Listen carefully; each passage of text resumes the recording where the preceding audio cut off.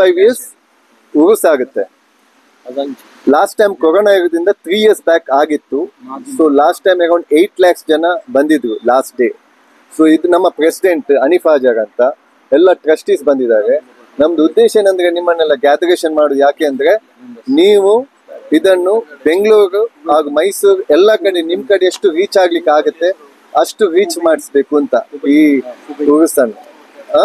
So Hazrat Syed Mohammed ಶರೀಫುಲ್ Madani ದರ್ಗಾ ಭಾರತದ ಹೆಸರಾಂತ ದರ್ಗಾಗಳಲ್ಲಿ ಒಂದಾದ, ದಕ್ಷಿಣ ಭಾರತದ ಅಜ್ಮೀರ್ ಎಂದೇ ಖ್ಯಾತಿ ಎತ್ತಿದ ಹಜರತ್ ಮೊಹಮ್ಮದ್ ಸಯ್ಯದ್ ಶರೀಫುಲ್ ಮದನಿ ಖದ್ದಸಲ್ಲಾಹು ಸಿರಹುಲ್ ಅಜೀಜ್ ತಂಗಳ್ರವರ 432ನೇ ವಾರ್ಷಿಕ ಮತ್ತು 22ನೇ ಪಂಚವಾರ್ಷಿಕ ಉರೂಸ್ 2025 ಏಪ್ರಿಲ್ 24ರಿಂದ ಪ್ರಾರಂಭಗೊಂಡು ಮೇ 18ರ ತನಕ ನಡೆಯಲಿದೆ. ಈ ಉರೂಸ್ ಕಾರ್ಯಕ್ರಮದ ಬಗ್ಗೆ ಎಲ್ಲರಿಗೂ ಮಾಹಿತಿ ಕೊಡಲಿಕ್ಕಾಗಿ ಪತ್ರಿಕಾ ಬಂಧುಗಳನ್ನು ನಿಮ್ಮೆಲ್ಲರನ್ನು ಇಲ್ಲಿಗೆ ಆಹ್ವಾನಿಸಿದ್ದೇವೆ. ಈ ಉರೂಸ್ ಕಾರ್ಯಕ್ರಮವು 5 ವರ್ಷಗಳಿಗೊಮ್ಮೆ ನಡೆಯುತ್ತದೆ. ಇಲ್ಲಿ ಅಂತ್ಯವಿಶ್ರಾಂತಿ ಹೊಂದಿದ ಮಹಾನುಭಾವರು ಹಜರತ್ ಸಯ್ಯದ್ ಮೊಹಮ್ಮದ್ ಶರೀಫುಲ್ ಮದನಿ ಖದ್ದಸಲ್ಲಾಹು ಸಿರಹುಲ್ ಅಜೀಜ್ ಸುಮಾರು 500 ವರ್ಷಗಳಿಗಿಂತ ಹಿಂದೆ ಮದೀನಾ ಮುನವ್ವರದಿಂದ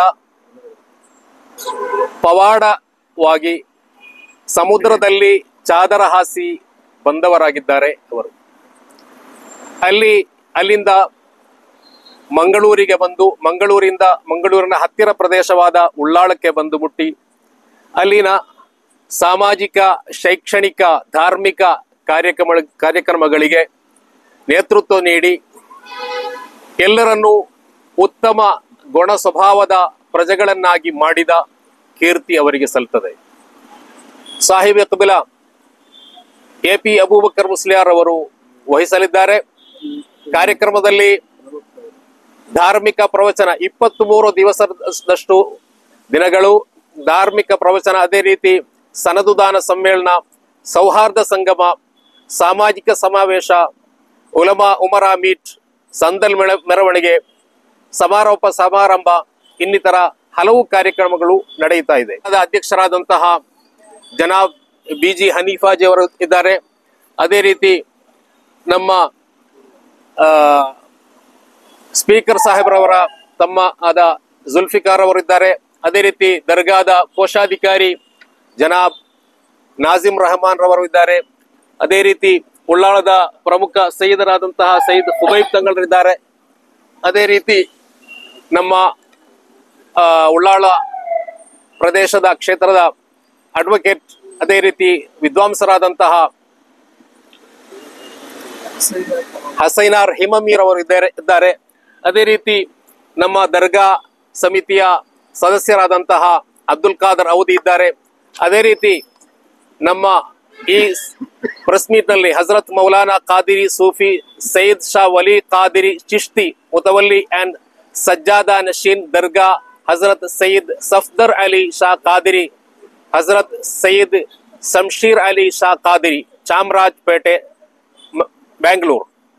ಅದೇ ರೀತಿ ಹಜರತ್ ಮೌಲಾನಾ ಮುಫ್ತಿ ಸೈಯದ್ ಶಾ ಗೌಸ್ ಫಿರಾನ್ ಖಾದಿರಿ ಶುತ್ತಾರಿ ಲತೀಫಿ ಸಜ್ಜಾದಾ ನಶೀನ್ ಬಡಾ ಮಕಾನ್ ಮೈಸೂರ್.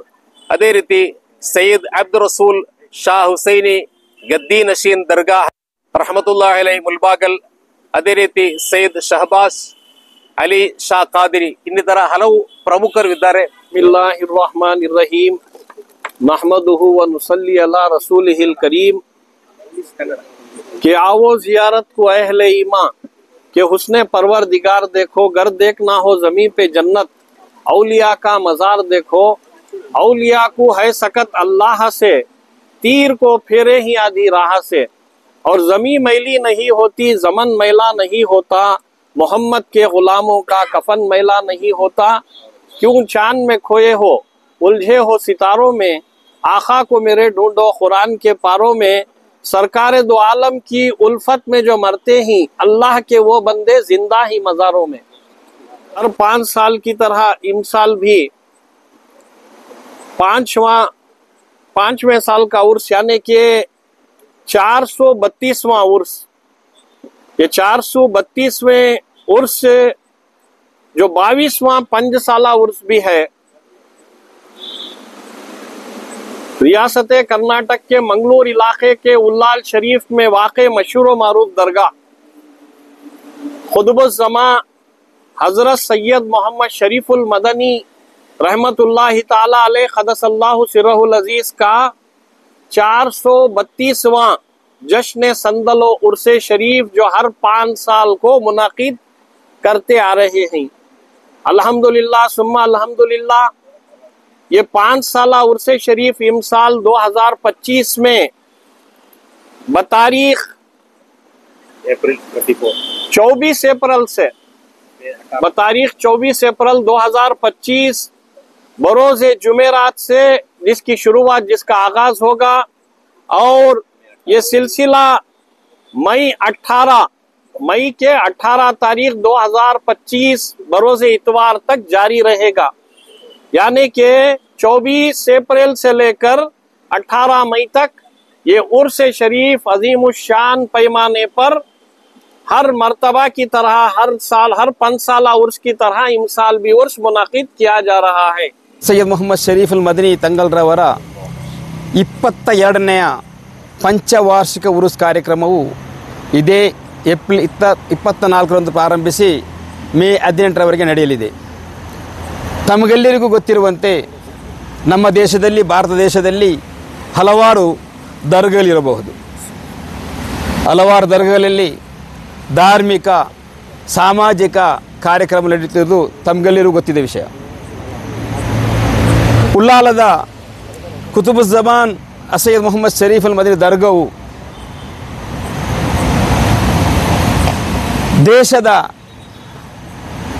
ದೇಶದಲ್ಲಿರುವ ಎಲ್ಲ ದರ್ಗಾಗಳಿಗಿಂತ ಒಂದು ಮಿಗಿಲಾದ, ಒಂದು ವ್ಯವಸ್ಥಿತವಾದ ರೀತಿಯಲ್ಲಿ ಆಡಳಿತ ನಡೆಸ್ತಾ ಇದೆ। 3 ವರ್ಷಕ್ಕೊಮ್ಮೆ ವಕ್ಫ್ ಬೋರ್ಡ್ನಿಂದ ಚುನಾಯಿತರಾಗುವ ಹೊಸ ಕಮಿಟಿಯು ಕೇವಲ ಧಾರ್ಮಿಕ ಅಲ್ಲ, ಲೌಕಿಕ ಶಿಕ್ಷಣದ ನೇತೃತ್ವವನ್ನು ಕೂಡ ನೀಡ್ತಾ ಇದೆ। ಈ ದರ್ಗಾದ ಅಧೀನದಲ್ಲಿ 2 ಟ್ರಸ್ಟ್ಗಳು ಕಾರ್ಯನಿರ್ವಹಿಸಿದೆ। ಒಂದು ಸೈಯದ್ ಮದನಿ ಚಾರಿಟೇಬಲ್ ಟ್ರಸ್ಟ್।